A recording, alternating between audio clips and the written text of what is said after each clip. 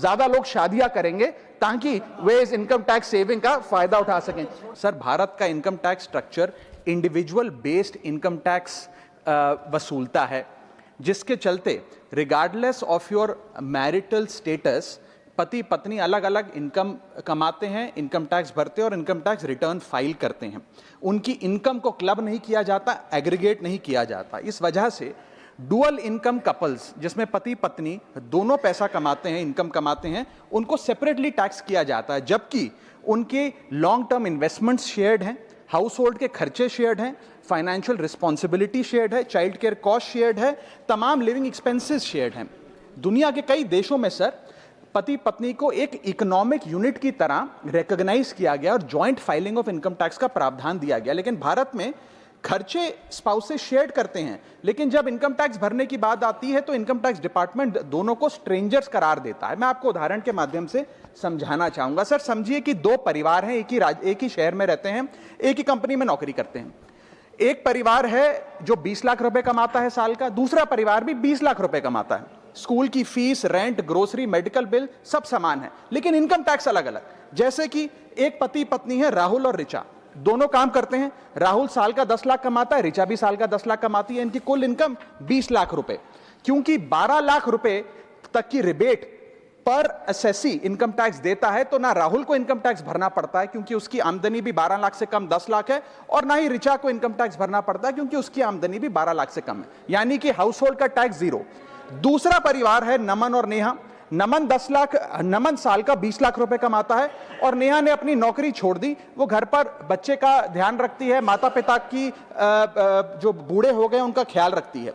Sir, नमन और नेहा की भी फैमिली इनकम 20 लाख है, लेकिन क्योंकि इंडिविजुअल टैक्सेशन है, नमन को 20 लाख के हिसाब से, स्लैब के हिसाब से इनकम टैक्स भरना पड़ता है 1,92,400 रुपए, और वहीं नेहा क्योंकि उसकी इनकम नहीं, उसे टैक्स नहीं भरना पड़ता। यानी कि दो परिवार, सेम इनकम, लेकिन एक परिवार को कोई इनकम टैक्स नहीं भरना और दूसरे परिवार को 1,92,000 का टैक्स भरना पड़ता है। एक ही छत, एक ही किचन, एक ही हाउस होल्ड, एक ही बजट, लेकिन अलग अलग टैक्स। सर, मुझे लगता है कि अगर जॉइंट फाइलिंग ऑफ आईटीआर होगा तो इन मैरिटल कपल्स को इनकम टैक्स की जो रिलीफ है वो ज्यादा मिल पाएगा। मैं दूसरा एग्जांपल देता हूं। एक मैरिड कपल है सर, जो दोनों पति पत्नी आईटी प्रोफेशनल्स हैं, नौकरी करते हैं, एक ही घर में रहते हैं, शेयर्ड एक्सपेंसेस हैं।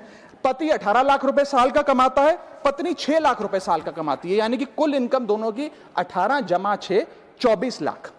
अब जब इनकम टैक्स भरने की बात आती है तो पति की क्योंकि इनकम 12 लाख से अधिक है, 16 लाख, वो अपने इनकम टैक्स के हिसाब से 1,50,000 रुपए का सालाना इनकम टैक्स भरता है, और वहीं पत्नी क्योंकि उसका 6 लाख रुपए इनकम है, वो कोई टैक्स नहीं भरती है। यानी कि 24 लाख रुपए की इनकम पे परिवार को 1.5 लाख रुपए का टैक्स भरना पड़ता है। यदि इनकी इनकम को क्लब कर दिया जाए और इनकी रिबेट्स को, एग्जेम्पशंस को भी क्लब कर दिया जाए, तो कुल आमदनी इनकी 24 लाख, कुल rebate 24 lakh, 24 minus 24, taxable income शून्य, इनकम टैक्स शून्य हो जाएगा। इसीलिए मैं प्रपोज करता हूं कि भारत में joint filing of income tax return लाया जाए, जिससे मैरिड कपल्स को ऑप्शन दिया जाए कि वे इंडिविजुअल फाइलिंग की साथ साथ जॉइंट फाइलिंग भी कर सकें। अगर ऐसा होता है तो हाउस होल्ड्स को एक इकोनॉमिक यूनिट की तरह रिकॉग्नाइज किया जाएगा, टैक्स इक्विटी दी जाएगी सिंगल इनकम हाउस होल्ड में और डुअल इनकम हाउस होल्ड में।